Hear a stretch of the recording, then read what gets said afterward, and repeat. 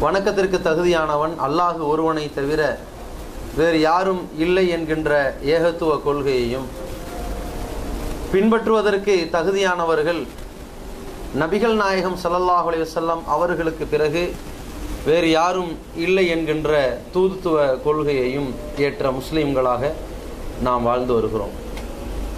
நம்முடைய வாழ்க்கையிலே வல்ல இறைவனை பற்றிய ஒரு புரிதலும் இறைவனுக்கு அஞ்சிய ஒரு வாழ்க்கையையும் மறுமையிலே மகத்தான வெற்றியை நோக்கிய இந்த உலக பயணத்தையும் அமைத்துக் கொள்வதற்காக மார்க்கம் நமக்கு நல்லதொரு வழிகாட்டியாக திருமறை குர்ஆனை கொடுத்திருக்கிறது. வல்ல இறைவன் நமக்கு வழங்கி இருக்கின்ற ஒரு வழிகாட்டி நூலாக திருமறை குர்ஆனை புனிதமிக்க ரமலானுடைய மாதத்திலே இறக்கி வைத்திருக்கிறான்.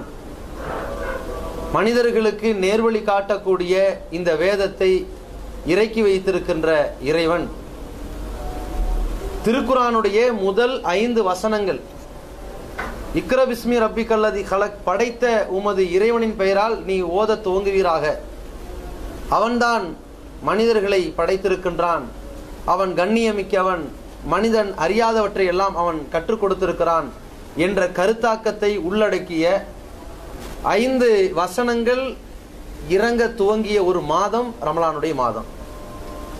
அந்த 5 வசனங்கள் இறங்கிய இறுதி 10ல் ஒரு நாள், அது ஒரு திங்கள் கிழமை, நபி ஸல்லல்லாஹு அலைஹி வஸல்லம் அவர்களுக்கு இறக்கப்பட்டது. அந்த 5 வசனங்களுடைய துவக்கத்தை அடிப்படையாக கொண்டுதான் இந்த ரமலானுடைய மாதம் நோன்பு கடமையாக்கப்பட்ட மாதமாக ஆகியிருக்கிறது. இந்த நோன்பு என்பது நமக்கு கடமையாக்கப்பட்டதற்கான காரணத்தை இறைவன் சொல்கிற பொழுது லஅல்லக்கும் தத்தகூன், நீங்கள் இறையச்சம் உள்ளவர்களாக ஆகலாம். இந்த நோன்பை நீங்கள் கடைபிடிப்பதன் மூலமாக இந்த நோன்பு நோற்பது ஒருவனை இறையச்சவாதியாக மாற்றும் என்பதாக இறைவன் நமக்கு உத்தரவு போடுகிறான். அந்த மனிதனை இறையச்சவாதியாக மாற்ற ஆரம்பிக்கிற பொழுது இங்கே கொடுக்கப்பட்டிருக்கிற தலைப்புகளைப் போல ஷைத்தானுக்கு விலங்கிடப்பட்ட ஒரு நிலை ஏற்பட்டுவிடும். நரகத்தினுடைய வாசல்கள் எல்லாம் பூட்டப்பட்டுவிடும். சொர்க்கத்தினுடைய வாசல்கள் திறக்கப்பட்டு இந்த இறையச்சவாதி சுவனத்திலே நுழைந்து விடுவார். அதற்காகத்தான் அல்லாஹ் நமக்கு நோன்பை கடமையாக்கி இருக்கிறான்.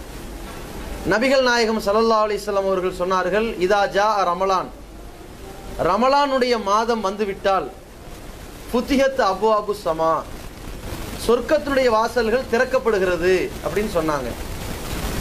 ஓ குல்லிகத் அப்வாபுன் நார், நரகத்தினுடைய வாசல்கள் பூட்டப்படுகிறது என்றார்கள். ஓ சுல்சிலத்து ஷயாத்தீன், ஷைத்தான்கள் விலங்கிடப்பட்டு விடுகிறார்கள் என்று சொன்னார்கள். இதை கேட்ட உடனேயே நபி ஸல்லல்லாஹு அலைஹி வஸல்லம் நேரடியாக பட்டவர்த்தனமாக சொல்லப்பட்ட செய்தி என்று நாம் புரிந்து கொள்ளக்கூடாது. சொர்க்கத்தினுடைய வாசல் ரமலானுடைய மாதத்தில் திறக்கப்பட்டுச்சுன்னு உடனே இந்த மாசத்துல மௌத்தா போனவன் எல்லாம் டைரக்டா சொர்க்கத்துக்கு போயிடுவான்னு நினைச்சிடக்கூடாது. அப்படி பார்த்தோம்னு சொன்னா பத்ர் யுத்தம் ரமலானில் நடைபெற்றது. அதிலே கொன்றளிக்கப்பட்ட அபூஜஹலுடைய தலைமையிலான காபிர்கள் ரமலானில் இறந்து போனார்கள், அழிந்தார்கள். ரமலான்ல நரகம் தான் பூட்டப்பட்டிருக்குதே, சொர்க்கம் திறக்கப்பட்டிருக்குதே, டைரக்டா சொர்க்கத்துக்கு போயிடுவான்னு நம்ம நினைச்சிடக்கூடாது. அதே போல ரமலானுடைய மாதத்தில் ஷைத்தான்கள் விலங்கிடப்படுகிறார்கள் என்று ரசூலுல்லாஹி ஸல்லல்லாஹு அலைஹி வஸல்லம் சொல்றாங்கன்னா, அப்ப ஷைத்தானுடைய எந்த விதமான ஊசலாட்டமும் எந்த வகையிலும் நமக்கு நடைபெறாது அப்படிங்கிற முடிவும் நம்ம எடுத்துட முடியாது. ரமலானுடைய காலத்துல தான் ஒரு கிராமவாசி ரசூலுல்லாஹ்ட்ட வந்து சொன்னாங்க, அல்லாஹ்வின் தூதரே, நோன்பு வைத்த நிலையில் என் மனைவிடத்தில் நான் கூடிவிட்டேன்னாரு. நோன்பாளி செய்யக்கூடாத காரியத்தை அவரை செய்ய வைத்தவன் ஷைத்தான். அந்த பாவத்தில் வீழ்ந்து விட்டதால் பரிகாரம் தேடி ரசூலுல்லாஹ்ட்ட வந்தாங்க. என்ன காரணம்? ஷைத்தான் விலங்கிடப்பட்டான், அங்கேயே வந்தான். அப்ப ரசூலுல்லாஹி ஸல்லல்லாஹு அலைஹி வஸல்லம் இந்த செய்தியை நமக்கு ஒரு இலக்கியமாக சொல்கிறார்கள்.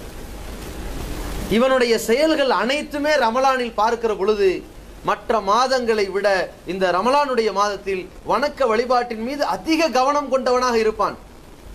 உழுவாகட்டும், தொழுகையாகட்டும், திக்ராகட்டும், துவாக்களாகட்டும், பாவ மன்னிப்பாகட்டும், பாதுகாவல் தேடுவதாக இருக்கட்டும், தான தர்மங்களை அள்ளி கொடுப்பதாக இருக்கட்டும், இரவிலே இறைவனுக்காக கால் கடந்து கடுக்க நின்று வணங்குவதாக இருக்கட்டும், பகலிலே நோன்பு வைத்து நற்காரியங்கள் புரிவதில் கவனம் செலுத்துவதாக இருக்கட்டும், கிட்டத்தட்ட சொர்க்கம் திறந்து வைக்கப்பட்டு இவன் அதிலே நுழைவதற்கு தயாரான நிலையில் அமைந்திருப்பான். இதைத்தான் ரசூலுல்லாஹ் சொன்னாங்க.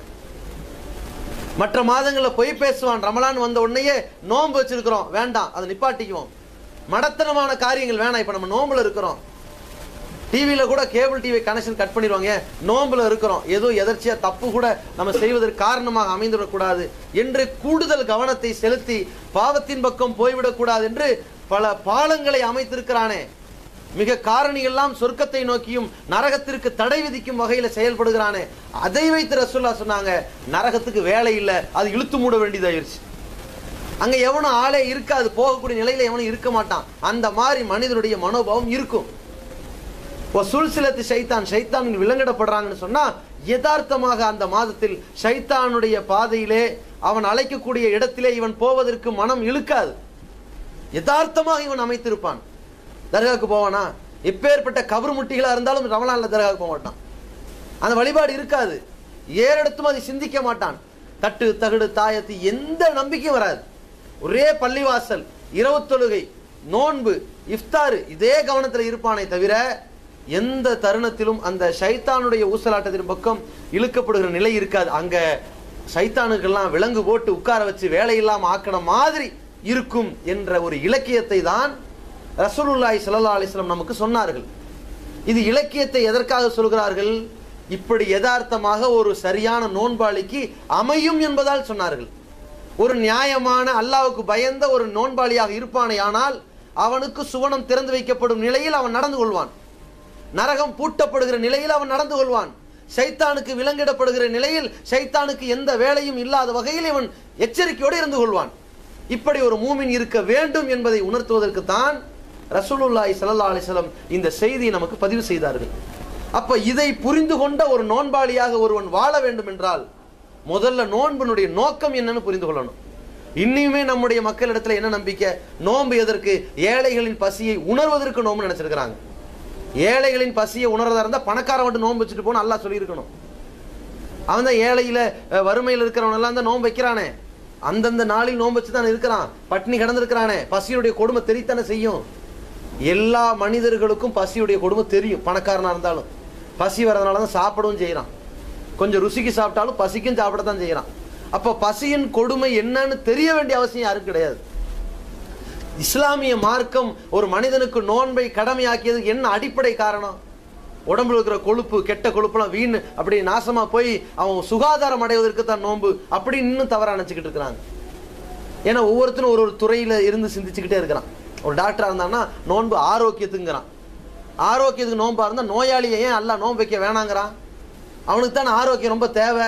வமன்கான் அலா சஃபரின், அவர் வமன்கான மரீலன் அவ் அலா சஃபரின், யார் நோயாளியாகவோ அல்லது பயணியாகவோ இருக்கிறாரோ இத்தத்துமின் ஐயாமின் உகர், இந்த மாசத்துல நோம்பு பிடிச்சிடாத, வேற மாசத்துல போய் வச்சுக்க. ஏன்? யுரீதுல்லாஹு பிக்குமுல் உஸ்ர யுஸ்ர வலா யுரீது பிக்குமுல் உஸ்ர, அல்லாஹ் உனக்கு ரொம்ப எளிமையைத்தான் நாடுவானே தவிர கடுமையை நாட மாட்டான். கொஞ்சம் ரெஸ்ட் எடுத்துக்க, அப்புறம் நோன்பு வச்சுக்கலாம் அப்படின்னு ஏன் சொல்லணும்? ஆரோக்கியத்தை அடிப்படையாக கொண்டு நோன்பு கிடையாது. நோன்பினால் எனக்கு ஆரோக்கியம் கிடைக்கலாம், நோன்பினால் என்னுடைய கொழுப்பு குறையலாம், நோன்பினால் என்னுடைய உடல் அமைப்பினுடைய ரத்த ஓட்டம் சீராகலாம், நோன்பினால் என்னுடைய வாழ்க்கையில பசியினுடைய தன்மையை நான் உணர்ந்து கொள்ளலாம். ஆனால் இது நோக்கம் கிடையாது. நோக்கம் எதற்காக, எந்த காரணத்திற்காக நோன்பு, அதனுடைய அடிப்படை என்ன? ரசூலுல்லாஹி ஸல்லல்லாஹு அலைஹி வஸல்லம் அவர்கள் சொன்னார்கள், மல்லம் யத கௌல சூரி வல் அமல பிஹி வல் ஜஹல், யார் பொய்யான பேச்சுக்கள், கெட்ட செயல்கள், மடத்தனமான காரியங்கள் அதை விடவில்லையோ ஃபலைஸ லில்லாஹி ஹாஜத்துன் அன் யதா தஆமஹு வ ஷராபஹு, அவன் அல்லாஹ்வுக்காக வேண்டி பட்டினி கிடந்திருப்பதும் தாகித்திருந்திருப்பதும் ஒரு புண்ணியம் இல்லைன்னாங்க. நோன்பினுடைய நோக்கம் என்ன? நாம் பட்டினி இருக்கின்றோம், தாகித்து இருக்கின்றோம், எதற்காக? இறைவனால் நமக்கு அனுமதிக்கப்பட்டு ஹலாலான வழியிலே பரிசுத்தமான பொருளாதாரத்தை சம்பாதித்து நீ சாப்பிடக்கூடிய உணவு ஹலால், அது பரிசுத்தமான உணவு என்று இறைவனால் அனுமதிக்கப்பட்ட உணவையே ஒரு குறிப்பிட்ட நேரம் வரை நான் சாப்பிடவில்லை, சாப்பிட மறுக்கிறேன் என்றால் இறைவனால் தடை செய்யப்பட்ட உணவை நான் எப்படி சாப்பிடுவேன்? நான் எப்படிப்பட்ட பயிற்சி எடுக்கிறேன்? இறைவனால் எது தடை செய்யப்பட்டிருக்கிறதோ அதை நான் சாப்பிடக்கூடாது. இது பொதுவான கடமை எனக்கு இருக்கிறது. ஹலாலை உண்ண வேண்டும், ஹராமை தவிர்க்க வேண்டும். இது எனக்கு பொதுவான விதி. ரமலானில் பகலிலும் கூட எனக்கு ஹலாலான உணவுகள் ஹராமாகிறது, நான் தவிர்க்க வேண்டும். மீறி சாப்பிட்டால் 60 நோன்பு ஃபைன் இருக்கு எனக்கு, வச்சாகணும். இப்ப தொடர்ச்சியா 60 நோன்பு வைக்கணும். நோன்பு காலங்களில் வேண்டுமென்றே நான் நோன்பை முறிக்கின்றேன், சாப்பிட்டேன்னு சொன்னா முடிஞ்சு போச்சு, 60 நோன்பு வச்சாகணும். இப்படிப்பட்ட குற்றவாளி ஆயிடுவேன். அப்போ ஹலாலான விஷயத்தை கூட பகலில் குறிப்பிட்ட நேரத்தில் இறைவன் நமக்கு ஹராமாக்கி இருக்கிறான். ஏன்? என்னால் சம்பாதித்து வைக்கப்பட்டிருக்கிற உணவை கூட நான் சாப்பிட முடியாதவாறு ஒரு கட்டுப்பாட்டுக்கு வருகிறேன் என்றால், ஒரு மாதம் இப்படி ஒரு பயிற்சியை மேற்கொள்கிறேன் என்றால், ரமலானுக்கு பிறகு மட்டுமல்ல, ரமலான் உட்பட எல்லா காலத்திலையும் அடுத்தவன் ஜோத்துக்கு நான் ஆசைப்பட மாட்டேன். அடுத்தவனுடைய பொருளாதாரத்தை சுரண்ட நான் நினைக்க மாட்டேன். அநியாயமாக அபகரிக்கின்ற இந்த நிலையில் நான் ஒரு காலத்திலும் நீடிக்க மாட்டேன் என்ற ஒரு பக்குவத்திற்கு வழிகாட்டுவதற்குத்தான் இந்த பட்டினி. இன்னொன்று என்ன? எனக்கு அனுமதிக்கப்பட்டவள் என்னுடைய மனைவி. நான் என்னுடைய மனைவியுடைய வாழ்க்கையோடு இல்லறத்தில் ஈடுபடுவேன், ஆனால் அதற்கு சதக்கா என்று மார்க்கம் சொல்கிறது, ஒரு தான தர்மத்திற்கு சமம் என்று சொல்கிறது. இல்லாவிட்டால் இவன் விபச்சாரத்தை செய்து விடுவான், பாவியாகி விடுவான். மனைவியோடு இல்லறத்தில் ஈடுபடுவது ஒரு சதக்கா தர்மம் என்று சொல்லப்பட்டிருக்கிற இந்த மார்க்கத்தில் பகல் நேரத்தில் நான் கூடக்கூடாது. ஏன்? இத்திகாஃப் என்ற நிலையில் வரும்போது கூடக்கூடாது இரவிலும். எதற்காக?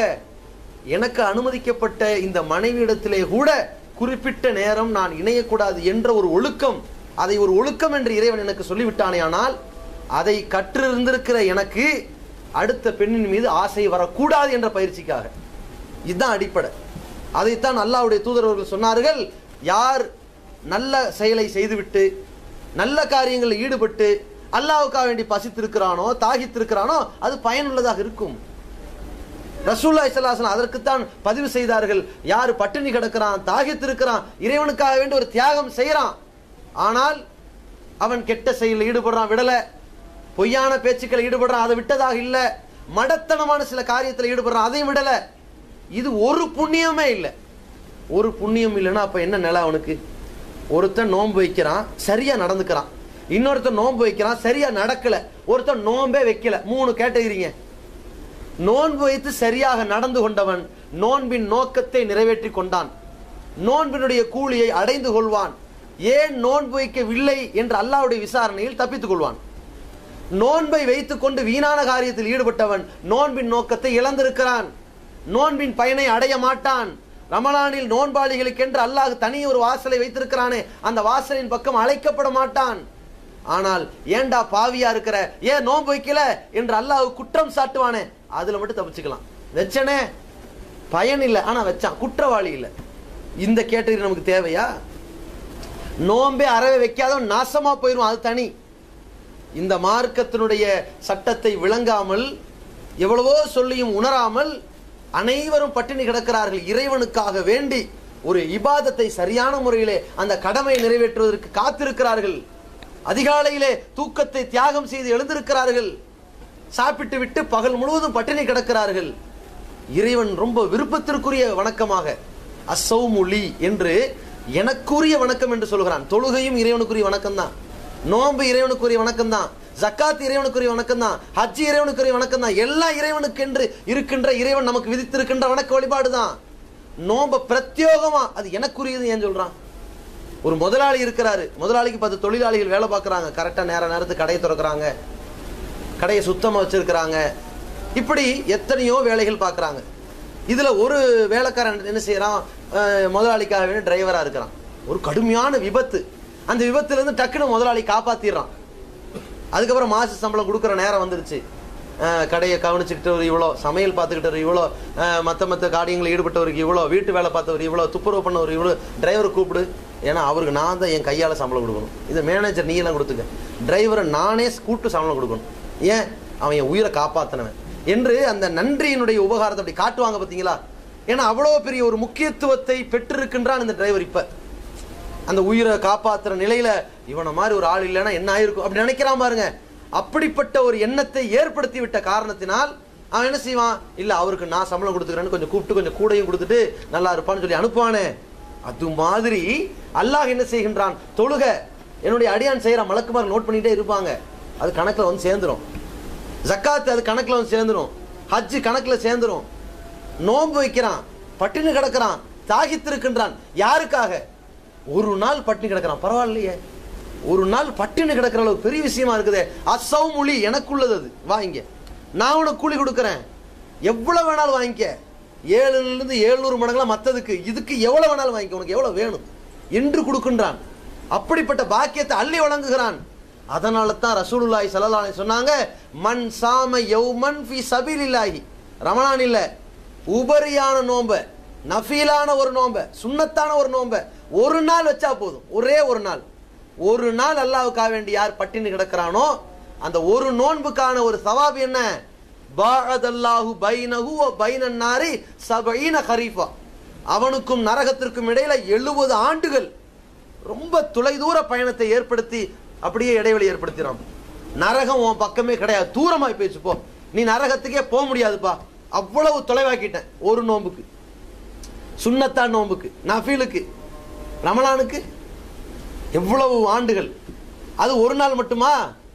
கிட்டத்தட்ட மாதம் முழுவதும் வைக்கின்ற நோம்பு 2100 ஆகி போயிடும் கணக்கு போட்டா. 2100 அல்லாஹ் ரப்புல் ஆலமீன் எப்படி வைக்கிறானோ தெரியல, அவ்வளவு தொலைதூரமாக ஆக்கிட்டான்னா நரகம் அவ்வளவுதான், மூடப்பட்டுருமே. வேற எங்க போறான்? சொர்க்கத்தினுடைய வாசல்ல, ரய்யானுடைய வாசல் அழைக்கப்பட போகிறானே. அப்படிப்பட்ட சுவனத்திற்காக நாம் நோன்பு வைக்கின்ற அந்த நோக்கத்தை புரிந்து கொள்ள வேண்டும். இந்த நோக்கம் அடிப்படை என்ன? நல்ல செயல்களில் ஈடுபடுவதுதான் இது அடிப்படை. பாவத்திலிருந்து ஒதுங்குவதுதான் இந்த பட்டினி கிடத்தல் என்பதை புரிந்து கொள்ள வேண்டும். அதற்கு தான் ஒரு ஆன்மீக பயிற்சியாக நமக்கு மார்க்கம் சொல்லுகிறது, நீங்கள் நோன்பு வைத்திருக்கிற நிலையில உங்கள்கிட்ட யாராவது சண்டையிட வந்தான்னா, நான் நோம்பாளிப்பா அப்படின்னு முடிச்சிருங்க. அதை சண்டையை வளர்க்க நினைக்காதீங்க. கோவப்படுவ, ஏற்கனவே உடல ஸ்டாமினா இருக்காது, தெம்பு இருக்காது.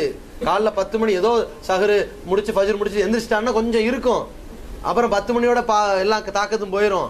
2 மணிக்கு இவன் எங்க இருக்கானே தெரியாது, 4 மணிக்கு படுத்தவன் செத்துருவானான்னு தெரியுறவங்களுக்கு இருக்கும். எப்போ கஞ்சி கொட்டுறவ பாக்குற வரைக்கும் அவ்வளவுதான். அப்படி இருக்குது இல்ல, அந்த மாதிரி நேரத்துல கோவப்பட்டா என்ன ஆகுறது? நம்ம நலனுக்காக டென்ஷன் ஆகாத. ஏன்னா பட்டினி கிடக்கும் போது சில பேர் படபடப்புல ரொம்ப ஆத்திரப்பட்டுருவாங்க, கையில கிடத்த எடுத்து வீசிடுவாங்க, வாய் தவறி சில வார்த்தைகள் அள்ளி விட்டுருவாங்க. நான் நோன்பாளின்னு சும்மா போதும். அப்படி அல்லாஹ் ரப்பல் ஆலமீன் நம்மளை காப்பாத்தி வச்சுக்கிட்டு இந்த இபாதத்தை செய்வதற்கான வேண்டி நமக்கு ஒரு சொர்க்கத்தை கொடுக்க போறானே, அதை உணர்ந்து நோன்பு வைக்கணும். இந்த நோன்பினுடைய நோக்கம் சரியான ஒரு நோக்கம், இறையச்சம், ஒரு ஆன்மீக பாடம். இது மட்டும்தான் நமக்கு நோக்கம் என்பதை புரிஞ்சு வச்சோன்னு வைங்க, அல்லாஹ்வுடைய இந்த வணக்க வழிபாடு, அல்லாஹ்வுக்காக செய்யக்கூடிய இந்த வணக்க வழிபாடு, இந்த நோன்பு என்கின்ற ஒரு கிஃப்ட், இந்த ஒரு வணக்கத்தை வைத்துக்கொண்டு நம்முடைய வாழ்க்கையை மாத்திரலாம். இந்த 1 மாத பயிற்சி இருக்கு பாருங்க, நம்முடைய தொழுகை சீராயிடும், நம்முடைய இறையச்சம் சரியான ஒரு நிலையில இருக்கும், மன தூய்மை இருக்கும், இரவு தொழுகையின் மீது நாம் வைக்கக்கூடிய நாட்டம் பெருகும். அல்லாஹ்வுக்காக வேண்டி இந்த நோன்புடைய காலகட்டத்தில் ரசூலுல்லாஹி ஸல்லல்லாஹு அலைஹி வஸல்லம் புயல் காற்றை விட அதிவிரைவாக தர்மம் செய்வாங்கனாங்களே, அந்த புயல் காற்றை விட அதிவிரைவாக தர்மம் செய்யக்கூடிய தயாள குணம் நமக்கு ஏற்படும். நபி ஸல்லல்லாஹு அலைஹி வஸல்லம் புயல் காற்றை விட வேகமா தர்மம் பண்ணுவாங்கன்னு ரசூலுல்லாஹ் பெரிய கோடீஸ்வரனா இருந்தாங்க புரிஞ்சிடக்கூடாது. அல்லாஹ்வுடைய தூதர் அவர்கள் செய்யக்கூடிய தர்மத்தின் வேகத்திற்கு தான் புயல் காற்று உதாரணம். அள்ளி கொடுக்கல, டன் கணக்குல தூக்கி தூக்கி கொடுக்கறதல்ல, வரல, கைக்கு என்ன வருதோ அது மீண்டும் இன்னொரு ஆள் கைக்கு மாறுவதற்கு புயல் காற்றை விட ஜாஸ்தி இருக்கும். ஒருத்தர் சாப்பாடு கூட டக்குன்னு எடுத்து இன்னொரு ஆள்கிட்ட கொடு, பேரிச்சம்பழம் எடுத்து ஏழைகளுக்கு கொடு, பால் அவர்கிட்ட கொடு, எதுவும் கையில தங்காது. அப்படிப்பட்ட தான தர்மத்தை செய்தார்களே, அதை விட அதிவிரைவாக செய்யக்கூடிய தர்மம் செய்கின்ற ஒரு பக்குவம் நம்முடைய வாழ்க்கையில மெருகூட்டும் இந்த ஒரு நோன்பு, இந்த 1 மாத நோன்பை சரியான முறையில் வைத்தால். அதனால தான் நபிகள் நாயகம் ஸல்லல்லாஹு அலைஹி வஸல்லம் நமக்கு சொன்னார்கள், மன் காம ரமலான ஈமானன் வஹ்திசாபன் குஃபிர லஹு மா தக்கதம் மின் தன்பிஹி. யார் ரமலானுடைய இரவுல இறை நம்பிக்கையோடும் நன்மையை எதிர்பார்த்தும் நின்று வணங்குகிறார்களோ அவர்களுடைய முன் சென்ற பாவங்கள் மன்னிக்கப்படும் அப்படின்னாங்க. மன் காம ஃபீ லைலத்தில் கத்ரி ஈமானன் வஹ்திசாபன் குஃபிர லஹு மா தக்கதம் மின் தன்பிஹி. யார் லைலத்துல் கத்ர் 1000 மாதங்களை விட ஒரு நாளில் நாம் செய்யக்கூடிய தொழுகை, நிறைவேற்றக்கூடிய இந்த தொழுகை, கேட்கின்ற பிரார்த்தனைகள், பாவ மன்னிப்புகள், தான தர்மங்கள் அனைத்துமே 1000 மாதங்கள் வெயிட் பண்ணி காத்திருந்து செலவழித்து செய்யக்கூடிய அர்ப்பணிப்புக்கான கூலி வழங்கப்படுகிறதே, அப்படிப்பட்ட சிறப்புமிக்க இரவை எதிர்பார்த்து யார் நின்று வணங்குகிறார்களோ அவனுடைய முன் சென்ற பாவங்கள்லாம் மன்னிக்கப்பட்டுரும் என்று ரசூலுல்லாஹி ஸல்லல்லாஹு அலைஹி வஸல்லம் சொன்னாங்க. எப்படி மன்னிக்கப்படுது? நாம எதிர்பார்த்தது 1000 மாதங்களை விட சிறந்த ஒரு இரவை அப்படி எதிர்பார்த்து 21, 23, 25, 27, 29 எதிர்பார்த்துட்டோம். அது நமக்கு கிடைக்குதோ கிடைக்கலையோ, யதார்த்தமா 21ல நமக்கு உடம்பு சரியில்லாம போயிருச்சு, நம்ம 23 கன்டினியூ பண்ணியிருக்கிறோம். ஒருவேளை லைலத்துல் கத்ர் 21ல இருக்கு, எது கிடைக்கல? 1000 மாதங்களை விட சிறப்பு கிடைக்கல. எது கிடைச்சது? நாம் அன்று வரைக்கும் அதற்கு முன்னால் செய்த அனைத்து பாவங்களுக்கும் மன்னிப்பு கிடைச்சு போச்சு. நமக்கு ஒரு 40 வயசு வைங்களேன், ஒரு 30 வயசு, 15 வயசு கடமையான டைம், ஒரு 14 வயசு வச்சுக்கோங்க. நமக்கு நோன்பு மார்க்க சட்டங்கள் கடமையான டைம் 14ல இருந்து 30, கிட்டத்தட்ட 16 வருடங்கள். 16 வருடங்களுடைய காலங்கள் எத்தனை மாதங்கள்? அவ்வளவு காலம் நம்முடைய பாவங்கள் மன்னிக்கப்பட்டுருச்சு. எதை எதிர்பார்த்து போனதுனால? லைலத்துல் கத்ர் இரவை எதிர்பார்த்து நின்று வணங்கியதால் முன்னாடி அவ்வளவு மன்னிக்கப்பட்டுருச்சு. ஒருவேளை லைலத்துல் கத்ர் கிடைச்சது பிளஸ் 1000 மாதம், எவ்வளவு சிறப்பு இருக்கு பாருங்க. இந்த மாதிரி ரசூலுல்லாஹி ஸல்லல்லாஹு அலைஹி வஸல்லம் பட்டியலிட்டு, மன் சாம ரமலான், யார் ரமலானுடைய மாதத்துல ஈமானன் வஹ்திசாபன், இறை நம்பிக்கையோடும் நன்மை எதிர்பார்த்தும் நோன்பு வைக்கிறானோ, குஃபிர லஹு மா தகத்தமின் தன்பிஹி, அவனுடைய முன் சென்ற பாவங்கள்லாம் மன்னிக்கப்படுது அப்படின்னு சொன்னாங்க. முன் சென்ற பாவங்கள்னா அனைத்து சிறிய பாவங்கள், பெரிய பாவங்கள் நம்ம கை ஏந்தணும், அள்ளி வழங்கணும், அதெல்லாம் நிறைய காரணிகளோட மன்னிக்கப்படும். சிறிய பாவங்கள் ஏராளமான கோடான கோடி மலை மலையா கூச்சிருக்கிறோமே, அத்தனை மன்னிக்கப்படும். எப்ப? ரமலான்ல நம்ம நோன்பு வைத்தா, ரமலான்ல இரவில் நின்று வணங்கினால், லைலத்துல் கத்ர் எதிர்பார்த்து இரவில் நின்று வணங்கினால் நமக்கு மன்னிக்கப்படும். அது கண்டிஷன் என்ன? இது மார்க்கம் சொல்லுகின்ற நிபந்தனை என்ன? 2 நிபந்தனை கரெக்டா இருக்கணும். ஈமானன், இறை நம்பிக்கை நம்மள்ட்ட இருக்கணும். எத்தனையோ நான் முஸ்லீம் கூட நோன்பு வைக்கணும்னு ஆசைப்படுறாங்க, பட்டுக்குங்க, வச்சுக்குங்க, மறுமையில கூலி கிடைக்காதுல்ல. கண்டிஷன் என்ன? இறை நம்பிக்கை இருக்கணும், சிறுக்கு இருக்கக்கூடாது. தர்காவுக்கு போறாங்க, தாயத்து கட்டுறாங்க எல்லாம், ஆனா நோன்பு கரெக்டா வைக்கிறாங்களே, பாவங்கள் மன்னிக்கப்படுமா? இந்த ஹதீஸை காட்டு பாவங்கள் மன்னிக்கப்படும் சொல்லிடக்கூடாதுல்ல யாரும். உன்னிடம் இறை நம்பிக்கை இருக்கணும். இறை நம்பிக்கையில எந்த அநியாயம், இணை வைப்பு என்கிற அநியாயம் இல்லாமல் பரிபூர்ண இறை நம்பிக்கை இருக்கணும். இறை நம்பிக்கை இருந்து நாம நோன்பு வைக்கிறது எதற்காக? பேருக்கும் புகழுக்கும் பணத்திற்கும் மக்கள்கிட்ட இருக்கிற பட்டத்திற்கும் அப்படி பெரிய பதவிக்கும் நல்ல புகழ் மாலை சூடுவார்கள் என்கின்ற ஒரு சிறப்புக்கும் இல்ல. இறைவன் நமக்கு கூலி வழங்குறதா சொல்லி இருக்கிறான், மன்னிப்பு வழங்குறதா சொல்லி இருக்கிறான், நாளைக்கு மறுமையில ரையான்ல எங்களை அழைக்கிறதா சொல்லி இருக்கிறான். நம்முடைய இந்த வயிற்றிலிருந்து வெளிவருகிற இந்த துர்வாடை கூட அவனுக்கு ரொம்ப கஸ்தூரி மனதை விட சிறந்ததுன்னு சொல்லி இருக்கிறான். இப்படிப்பட்ட புண்ணியத்தை நான் இழக்கக்கூடாது. நாம நாளைக்கு மறுமையில போய் எழுந்து நிற்கும் பொழுது நம்மளை சிரமம் இல்லாம சொர்க்கத்துக்கு அனுப்புறதா சொல்லி இருக்கிறான், நரகத்திலிருந்து தூரமாக்குவேன்னு சொல்லி இருக்கிறான். அந்த நன்மையை எதிர்பார்த்து நான் நம்பி, அப்படிப்பட்ட இறைவனை நம்பி, சொர்க்கத்தை நம்பி, நரகத்தை விட்டு பாதுகாவல் கிடைக்கும்னு நம்பி நான் வைத்தால், இன்னொன்னு என்ன? நன்மையை கணக்கு போடணும். இஹ்திசாப்னா கணக்கு போடுறது. சரி வெப்பம்பா, எல்லாரும் எழுப்புறாங்க சாப்பிடுவோம், எல்லாரும் கூப்பிட்டு போறாங்க நோன்பு திறப்போம், எல்லாரும் கூப்பிட்டு வராங்க பயானம் கேட்போம் வருவோம் என்று இல்லாம, இதுக்கு எவ்வளவு கிடைக்கும்? ஒரு நோன்புக்கு எவ்வளோ? ஒரு 70 ஆண்டுகள் தூரமாக்கப்படுவோம். ரமலான்ல இன்னும் அன்லிமிட்டெடு. அப்போ 30 நோன்புக்கு எவ்வளவு கிடைக்க போகுது? சரி, இதுல நம்ம தான தர்மம் பண்ணா எவ்வளவு கிடைக்க போகுது? இதுல நம்ம நல்ல பேச்சு பேசுவோம், நல்ல செயல்களை ஈடுபடுவோம், பாவத்திலிருந்து ஒதுங்கிக்குவோம், திக்ரு நிறைய செய்வோம். எத்தனையோ வகையான திக்ரு நமக்கு மார்க்கம் சொல்லி கொடுத்துருக்கிறதே, எத்தனையோ பாவ மன்னிப்பு கேட்பதற்கு வழிகள் இருக்குதே, அதெல்லாம் கேட்டுக்கிட்டு இருப்போம். ரசூலுல்லாஹி ஸல்லல்லாஹு அலைஹி சொன்னாங்க, லா இலாஹ இல்லல்லாஹு வஹ்தஹு லா ஷரீக லஹு லஹுல் முல்கு வலஹுல் ஹம்து வஹுவ அலா குல்லி ஷைஇன் கதீர். வணக்கத்திற்கு தகுதியானவன் அவனை தவிர வேறு யாரும் கிடையாது. அல்லாஹ் தான் வணக்கத்திற்குரியவன், அவனுக்கே அதிகாரம் இருக்கிறது, அவன் தான் அனைத்து பொருட்கள் மீதும் ஆற்றல் உள்ளவனாக இருக்கின்றான். இந்த கருத்தில் உள்ள இந்த ஒரு வார்த்தைகளை, வாசகங்களை 100 வாட்டி ஒருவன் சொல்வானே ஆனால், அந்த நாளில், உதாரணத்துக்கு நான் இப்ப மகரிப் முடிஞ்சு சொல்லிட்டேன், 100 வாட்டி சொல்லிட்டேன், 100 வாட்டி சொல்லி முடிச்சுட்டேன்னு வைங்க, அன்றிலிருந்து அடுத்த மகரிப் வரப்போகிறது, அசர் முடிந்து மகரிப் வரப்போகிறது, அது வரைக்கும் எனக்கு ஷைத்தானை விட்டு அல்லாஹ் பாதுகாவல் கொடுத்து விடுவான். நான் 7 அடிமைகளை விடுதலை செய்த கூலி கிடைத்துவிடும், 10 அடிமைகளை விடுதலை செய்த கூலி கிடைத்துவிடும், எனக்கு 100 நன்மைகள் கூடிரும், 100 பாவங்கள் குறைஞ்சு போயிரும். இப்படி ஏராளமான கணக்கீடுகள் திக்ருகள்ல கிடைக்குது. சுப்ஹானல்லாஹி வபிஹம்திஹி சுப்ஹானல்லாஹில் அஸீம் வார்த்தைகளையும் வாசகங்களையும் நாவுக்கும் எளிதானதாக இருக்கிறது. அல்லாஹ்விடத்தில் ரொம்ப விருப்பத்திற்குரிய வார்த்தை சுப்ஹானல்லாஹி வபிஹம்திஹி சுப்ஹானல்லாஹில் அஸீம். மகத்துவமிக்க இறைவன் பரிசுத்தமானவன், புகழ்மிக்க இறைவன் பரிசுத்தமானவன். இந்த அர்த்தம் சஹீஹுல் புகாரில் கடைசி ஹதீஸ் இதுதான். இந்த வாசகம் அல்லாஹ்வுக்கு ரொம்ப பிடிச்ச வாசகம், நாவில் சொல்வதற்கு லேசான வாசகம், மீசானுடைய தட்டையை நிறைக்கிற வாசகம் என்று இந்த வாசகத்துக்கு இவ்வளோ பெரிய வெயிட்டா என்று நன்மை எதிர்பார்த்து சொல்லிக்கிட்டு இருக்கிறோம் பாருங்க. இதே மாதிரி இந்த நோன்புக்கு அவ்வளோ பெரிய வெயிட்டா, என்று நன்மை எதிர்பார்த்து நம்ம நோன்பு வைப்போமே, ஆனால் நம்முடைய பாவங்கள் மன்னிக்கப்படும். நல்ல எல்லாரும் ஒரு அடிப்படை கவனத்தில் வச்சுக்கோங்க.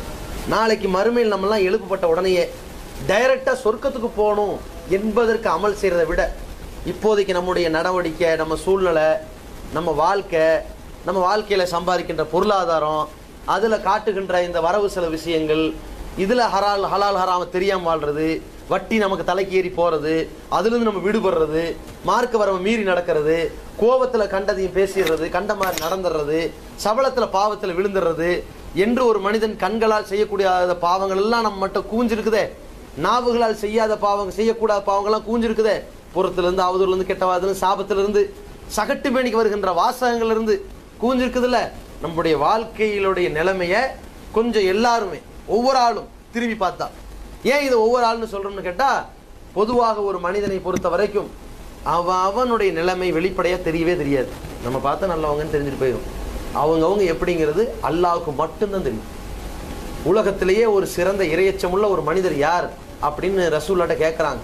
அப்போ ரசூலுல்லாஹி ஸல்லல்லாஹு அலைஹி வஸல்லம் சொன்னாங்க, யூசுப் இப்னு நபி இல்லாஹி இப்னு ஹலீல் இல்லாஹி.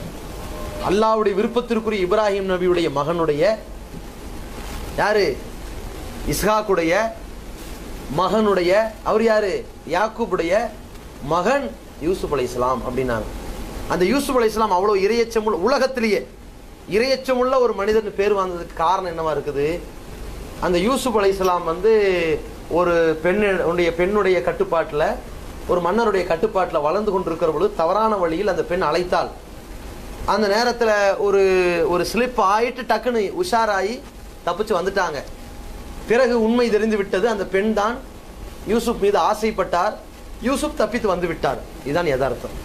அந்த உலக மக்களுக்கு என்ன தெரியும்? ஆரம்பத்தில் வழக்கது ஹம்மத் பிஹி வ ஹம்ம பிஹா, திட்டவட்டமாக அந்த பெண் இவரை ஆசைப்பட்டால், இவரும் அந்த பெண் மீது ஆசைப்பட்டார். லவ்லா ரா புர்ஹான ரப்பி, அல்லாஹ்வுடைய சான்று அவர் அறியாவிட்டிருந்தால் அங்க உளுந்திருப்பாரு, தப்பிச்சிட்டார். அந்த தொடக்க ஆசை இருக்கு பாருங்க, அந்த தொடக்க ஆசைப்பட்டார் என்பது அந்த ஊர் மக்களுக்கு தெரியாது. நல்லா புரிஞ்சுக்கங்க. உலகத்துக்கு யாருக்கும் தெரியாது. நம்ம சமுதாயத்துக்கு தான் அல்லாஹ் சொல்லி கொடுத்துருக்கான். முகமது நபி காலத்து மக்களுக்கு தான் அல்லாஹ் இந்த வசனத்தை இறக்கி இருக்கிறான். அந்த கவுமுக்கு தெரியாது. அப்ப அந்த சபையில இருக்கிற அந்த பெண்ணுக்கு தெரியாது. அதே நேரத்தில் அந்த சபையில் இருக்கிற அரசனுக்கு தெரியாது. அந்த உலகத்துக்கே தெரியாது. அப்பொழுது யூசுப் அலைஹிஸ்ஸலாம் நல்லவராக இருக்கிறார், பாவத்தில் நம்மோடு இடம் கொடுக்கவில்லை, உடன்படவில்லைன்னு ஜெயிலுக்கு போயிடுறாரு. பரவாயில்ல, அவர் திருந்திட்டார், கரெக்ட் ஆயிட்டார். நான் ஜெயில் வாழ்க்கையில் இருப்பனே தவிர உங்கள்ட்ட இருக்கிற வாழ்க்கை எனக்கு வேண்டாம், சுக வாழ்க்கை வேண்டாம்னு சொல்லி சிறை வாழ்க்கைக்கு போனார்.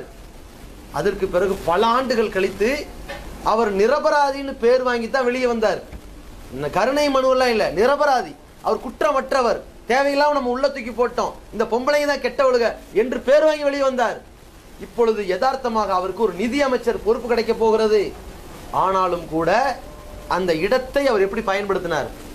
இப்போ உலகத்துக்கு தெரியும், அந்த அம்மா தான் தப்பு செஞ்சவங்க, தப்பு செய்ய நாடினவங்க, நம்மளை பிடிச்சி இழுத்தவங்க, நம்ம சட்டையை கிழிச்சவங்க, அதன் மூலம் நம்மளை கேவலப்படுத்தினவங்க, அதற்கு உடன்படாதால் சிறையில் தள்ளினவங்க, எல்லாம் தெரியும். யூசுப் மேல எந்த குறையும் இல்லை, இந்த நல்ல மனுஷன் என்று தெரியும். அந்த நேரத்தில் யூசுப் அலைஹிஸ்ஸலாம் ஒரு விஷயத்தை பதிவு செய்தார். ஒட்டுமொத்த உலகமும் அறியாத விஷயத்தில் கூட அவர் அந்த நேரத்தில், நான் எப்பேற்பட்ட ஆள் தெரியுமா அப்படின்னு பேசல. நான் நிரபராதி, இப்ப நான் ரொம்ப தெளிவானவன், நான் தப்பு செய்யாதவன், ஒரு கடுகளவு அணுவளவு கூட நான் இதுல ஈடுபடல என்று தப்பிக்காமல் சரியான ஒரு வார்த்தையை பயன்படுத்துகிறார். ஒமா பர்ரி நஃப்ஸி, மக்களை புரிந்து கொள்ளுங்கள், என் உள்ளம் ரொம்ப தூய்மையானது என்று நான் வாதம் புரியவே மாட்டேன். அந்த பெண்கள் என்னை தவறான காரியத்தின்பால் அழைத்தார்கள் என்பது உண்மை, அதை நீங்கள் புரிந்து கொண்டீர்கள். இப்பொழுது நான் விடுதலை ஆயிட்டேன். அதே நேரத்தில் இப்பொழுது சொல்கிறேன், என் உள்ளம் தூய்மையானது என்று நான் வாதிடப் போவதில்லை. இன்னன் நஃப்ஸல் அம்மாரத்தும் பிஸூ, உள்ளம் பாவத்தை தூண்டி கொண்டுதான் இருக்கும். இல்லாமா ரஹிம ரப்பி, என் இறைவன் எனக்கு கருணை காட்டி பிச்சை போட்டிருக்கிறான், அதனால் நான் தப்பிச்சிருக்கிறேன். என் இறைவன் என் மீது கருணை காட்டியதால் நான் இப்ப கரெக்டா நிக்கிறேன். இப்ப இல்லைன்னா முடியாதுன்னாரு பாருங்க. இதே கருணை தான் நம்ம எல்லாருக்கும். நம்ம பாவம் செய்யல, நம்ம அநியாயம் அக்கிரமம் ஈடுபடல, அது தெரியல, அடுத்தவனுக்கு தெரியாத வரைக்கும் ஏதோ ஒரு வகையில இறைவன் நம்மளை மன்னிக்க போறான், அல்லது மன்னிக்கிறதுக்கு வாய்ப்பு கொடுத்துருக்கிறான், அல்லது நமக்கு திருந்தறதுக்கு கொஞ்சம் சான்ஸ் கொடுத்துருக்கிறான் இப்ப ரமலான்ல முதல் நோம்பெல்லாம் 2வது நோம்பெல்லாம் இப்ப அடைஞ்சிட்டோமே, இந்த மாதிரி ஒரு வாய்ப்பை கொடுத்தாவது கெஞ்சி கேட்டுட்டு போடான்னு வாய்ப்பு கொடுத்துக்கான்னு புரிஞ்சுக்கணும். இப்போ ஒவ்வொருத்தருடைய வாழ்க்கையை பார்த்தோம்னா நம்ம என்ன நினைப்போம், நம்ம செஞ்ச அநியாயம் அக்கிரமங்கள் பாவங்களை பார்த்துட்டு சொர்க்கத்தை வாங்குறத விட நரகத்துக்கு போகாம இருக்கிறதுக்கு இந்த நோன்பு வைக்கிறேன்னு நினைப்போம். சொர்க்கத்தை பெறுவதை விட என் பாவத்தை கழுவி சுத்தமா நிக்கிறதுக்கு போதும் இறைவா, அப்புறம் நீ பிச்சை போடு எனக்கு சொர்க்கம் கிடைக்கிறோம். ஆனா இப்ப எனக்கு எதுக்கு நான் வைக்கிற நோன்பு ரய்யானுக்கு இல்ல, இந்த சக்கர் நரகத்துக்கு போயிடக்கூடாது, இந்த உத்தமாவுக்கு போகக்கூடாது, இந்த ஹாமியாவுக்கு போகக்கூடாது, நீ தூக்கி எறிகின்ற எந்த நரகப்படுகளுடைய வெப்பம் என்னை தீண்டிடக்கூடாது அப்படின்னு நம்ம தேடுறதா இருந்தா நமக்கு தேவை அடிப்படை முதலீடு இப்ப பாவ மன்னிப்பு தான். அதுக்காவது நம்ம நோன்பு வச்சிடணும். அந்த நோன்பை சரியானவங்களை எப்படி பயன்படுத்தணும், பகல்ல பட்டினி கிடக்கிறது மட்டும் இல்லாம ஒரு ஆன்மீக பாடத்தோடு இறையச்சத்தோடு நல்ல காரியத்தில் ஈடுபட்டு நற்செயலில் அதிகம் விரைந்து களமிறங்கி பாவத்திலிருந்து முழுமையாக ஒதுங்கி இந்த சரியான முறையில் இந்த பயிற்சியை மேற்கொண்டால் நமக்கு கிடைக்கின்ற பாக்கியம், இறைவன் புறத்திலிருந்து ஒரு நேசம், ஒரு கருணை, நம்மளை பாவத்தில் தள்ளிவிடாத அளவிற்கு நன்மையின் பக்கம் ஈர்க்கின்ற வகையில இறைவன் நமக்கு மறுமையில சொர்க்கத்தை கொடுக்கக்கூடிய பாக்கியம் கிடைக்கும். அதே நேரத்தில் அதற்கு முன்னதாக நம்ம பாவக்கரையெல்லாம் அழிஞ்சிரும் பாருங்க, அதைத்தான் முதல்ல வைக்கணும் எப்பொழுதுமே. அதனால தான் ரசூலுல்லாஹி ஸல்லல்லாஹு அலைஹி வஸல்லம் அவர்கள் ஆயிஷா ரலியல்லாஹு அன்ஹா அவர்களுக்கு ஒரு பதில் சொன்னாங்க. அவங்க என்ன கேட்டாங்க, இந்த ரமலானுடைய கடைசி பத்துல லைலத்துல் கத்ர் இதுதான் என்று எதிர்பார்த்து நான் கேட்கறதா இருந்தா என்ன கேட்கணும், சொர்க்கத்தை கேளுன்னு இருக்கணும். ஜன்னத்துல் ஃபிர்தௌஸை கேளுங்கன்னு ரசூலுல்லாஹி என்ன சொன்னாங்கல்ல, நீங்கள் சொர்க்கத்தை இறைவனிடம் கேட்பதா இருந்தால் ஜன்னத்துல் ஃபிர்தௌஸை கேளுங்க, அந்த சொர்க்கத்துக்கு தான் எல்லா இடத்துல, அந்த சொர்க்கத்திலிருந்து தான் எல்லா சொர்க்கத்துக்கும் ஆறுகள் தண்ணீர்லாம் சப்ளை ஆகிற இடம், அதுதான் ஸ்டார்டிங்கு, அதை கேளுங்க நாங்கள் ரசூல்லா. ஆனா அப்படிப்பட்ட ரசூலுல்லாஹி ஸல்லல்லாஹு அலைஹி வஸல்லம் இந்த லைலத்துல் கத்ரை இரவை எதிர்பார்த்து ஒருத்தன் கேட்கக்கூடிய பிரார்த்தனையா என்ன கேட்க சொன்னாங்க, அல்லாஹும்ம இன்னக அஃபுவுன், இறைவா நீ மன்னிக்கிறவன், துஹிப்புல் அஃபுவ.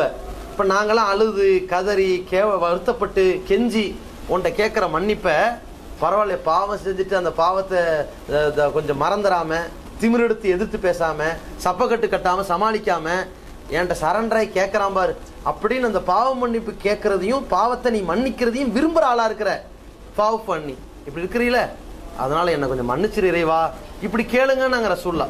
அல்லாஹும்ம இன்னக அஃபுவுன் துஹிப்புல் அஃபுவ ஃபஅஃபு அன்னி இப்படி கேட்க சொன்னாங்க. ஏன் இந்த பாவ மன்னிப்பை முதலீடா வச்சு 1000 மாதங்களை விட சிறந்த இரவை எதிர்பார்த்து கேட்க சொன்னாங்க? நாம செஞ்ச பாவங்கள் 1000 மாதம் பிச்சை எடுத்தால் அந்த பாவ மன்னிப்பு கிடைக்காது, அப்படி இருக்கு, அவ்வளவு பாவங்கள் இருக்குது. அதை கவனத்துல கொண்டு நாம தேடணுமையானால் இந்த நோன்பு இந்த உலகத்தில் நமக்கு சரியான ஒரு பாடத்தையும் படிப்பினையும் ஏற்படுத்தும். பாவங்களை மன்னிக்கக்கூடிய வகையில் அது அமையும். இதை கவனத்தில் செய்யணும். நமக்கெல்லாம் 50-50 வாழ்க்கை தான் இருக்கு மறுமையில், அதை தெளிவா புரிஞ்சுக்கணும். சஹாபாக்கள் காலத்துல வாழ்ந்தவங்களுக்கெல்லாம் 100% மன்னிப்பு இருக்குது, நமக்கெல்லாம் பாதிக்கு பாதி. ரசூல்லா ஒரு சபையில் அறிவிச்சாங்க, தோழர்களே நீங்கள் இந்த உலகத்துல வாழ்கிறீர்கள், குற்றவியல் சட்டங்களுக்கு உரிய பாவங்கள் நீங்க யாராவது செஞ்சீங்கன்னா ஒருவேளை நீங்களும் அதை மறைத்து வைத்து அல்லாஹுவும் அதை உங்களிடம் மறைத்து கொண்டானேயானால் மறுமையில கொண்டு வர போறான்னு அர்த்தம்.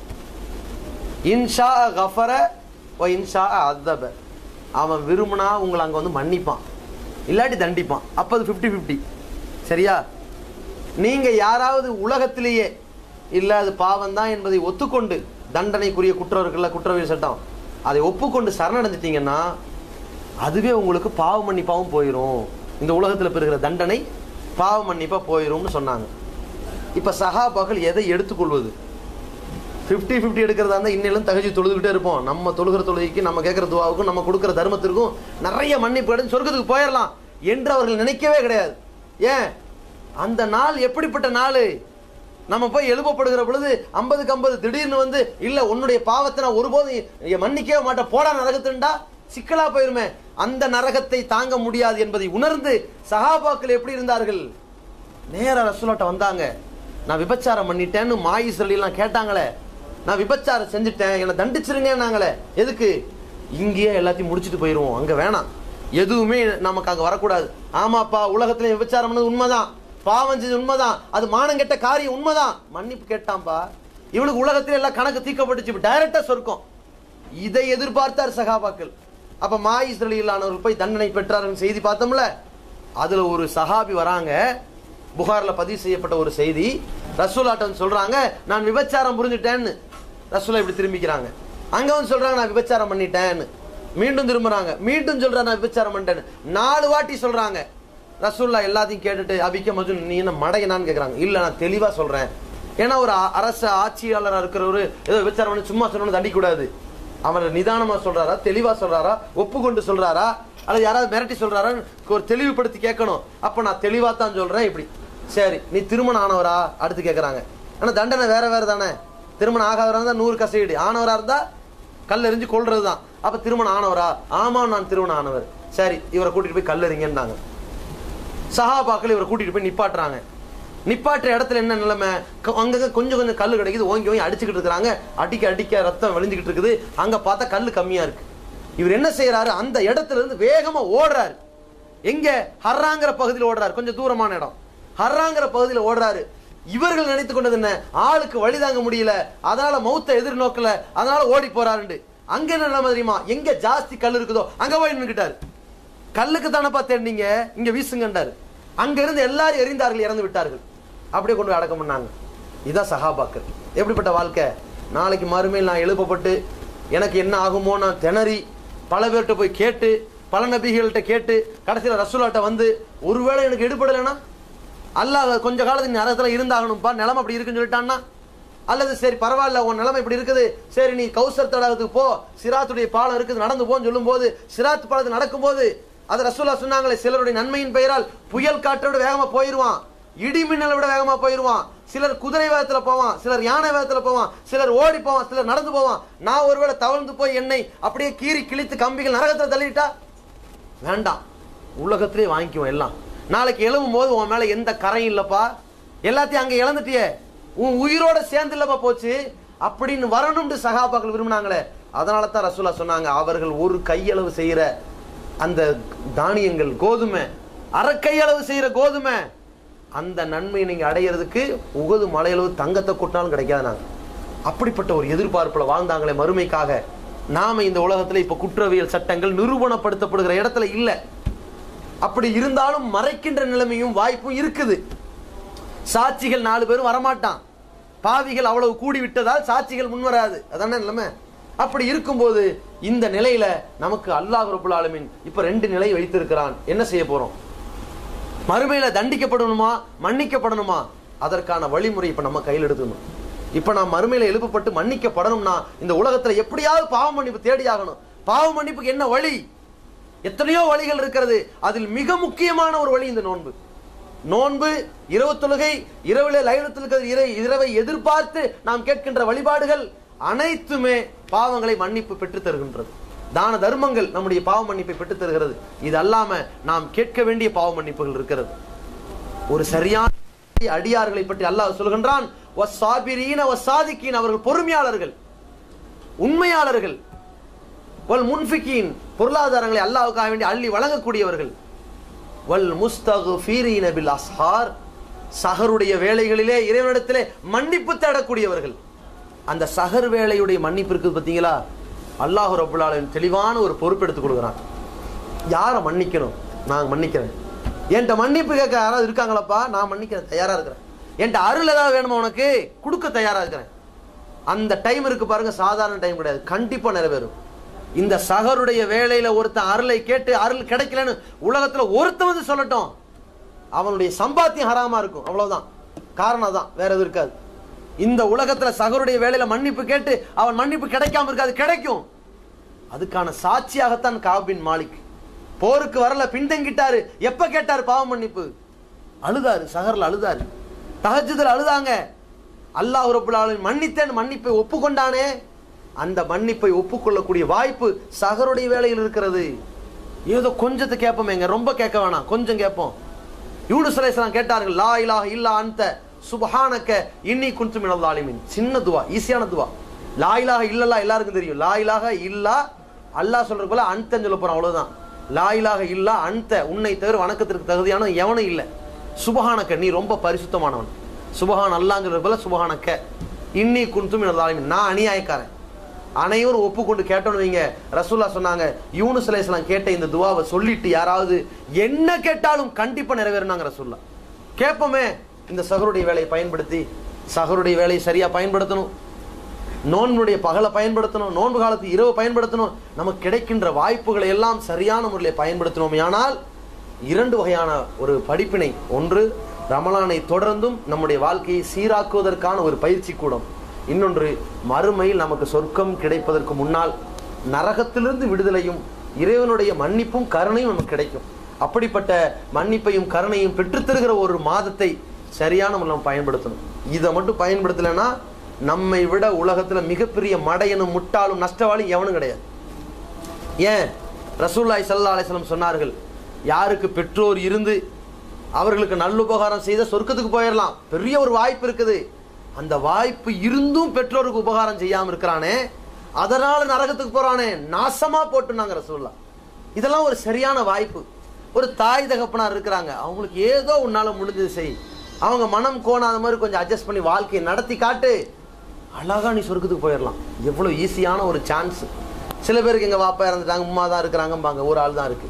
சில பேருக்கு 2 பேருமே இருக்க மாட்டாங்க. உனக்கு சான்ஸ் இருக்குது, இதை வச்சு கூட நீ நரகத்துக்கு போறனா உன்ன மாதிரி மகா மட்டகரவான எவனும் இல்லை. இதே மாதிரி ரசூலுல்லாஹி ஸல்லல்லாஹு அலைஹி வஸல்லம் சொன்னது, யார் ரமலான் மாதம் அடைந்தும் நோன்பு வைக்காம சரியான முறையில் பலன் இல்லாம நரகத்துக்கு போறானோ அவன்லாம் நாசமா போட்டுனாங்க. அதானே?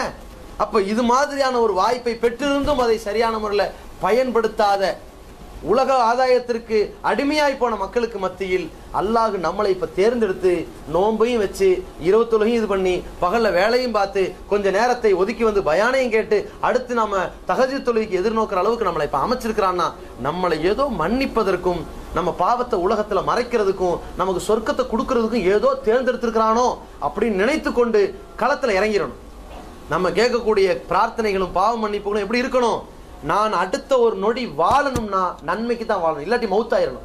இதுதான் நிலை. எல்லாருடைய முடிவு இருக்கணும். எப்படி? ரசூலுல்லாஹ் என்ன துவா கேட்டாங்க? வஜ்அலில் ஹயாத ஜியாதத்தன் லீ ஃபீ குல்லி கைரின். இறைவா, என்னுடைய வாழ்க்கையை நீ அதிகமாக்கணும், நீ அதிகமாக்கி கொடுக்கணும். எதற்காக? நன்மையை செய்வதற்காக. வஜ்அலில் மௌத ராஹத்தன் லீ மின் குல்லி ஷர்ரின். எனக்கு மௌத்தை நீ ஏற்படுத்தி விட்டு, இல்லாட்டி அது எதுக்கு? இருக்கின்ற பலாய் முசீபத்து துன்பம் துக்கத்திலிருந்து விடுதலை பெற மாதிரி இருக்கட்டும், தொல்லையோடு எனக்கு வேணாம், நான் நல்ல முறையில் போகணும் அப்படின்னு ரசூலுல்லாஹ் கேட்டார்களே. இது மாதிரி நம்முடைய வாழ்க்கையை நாம் சரியான முறையில் அமைக்கணும். நம்முடைய வாழ்க்கையின் ஒவ்வொரு படி நகருகிறது, ஒவ்வொரு நொடி கழிகிறது என்றால் நல்வழியில் கழியக்கூடியதாக இருக்கணும். இல்லைன்னா இந்த நல்ல நிலையை மௌத்தா போயிடுவோம் என்கிற எதிர்பார்ப்போட நம்முடைய வாழ்க்கையை சரியான முறையில் அமைத்துக் கொள்வோம். அல்லாஹுவால் நமக்கு விதிக்கப்பட்டிருக்கிற இந்த கடமையை பரிசுத்தமான முறையில, பரிபூர்ணமான முறையில, இறையச்சத்தோடு, மன தூய்மையோடு நிறைவேற்றக்கூடிய பாக்கியத்தை வல்ல ரஹ்மான் நமக்கு தந்து நாளை மறுமையிலே நம்மையும் அல்லாஹ் ரப்பல் ஆலமீன் இந்த வணக்க வழிபாடை சரியாக செய்து இறை நம்பிக்கையோடு நிறைவேற்றி நன்மை எதிர்பார்த்து நிறைவேற்றி இருக்கக்கூடிய நம்முடைய குடும்பத்தாரையும் அனைவரையும் இணைத்து சுவனத்தில், ரையான் என்ற சுவனத்தில் நுழைவிக்க செய்வானாக. வாஹிர் தவானா அல்ஹம்துலில்லாஹி ரப்பில் ஆலமீன். அஸ்ஸலாமு அலைக்கும் வரஹ்மத்துல்லாஹி வபரகாத்துஹு.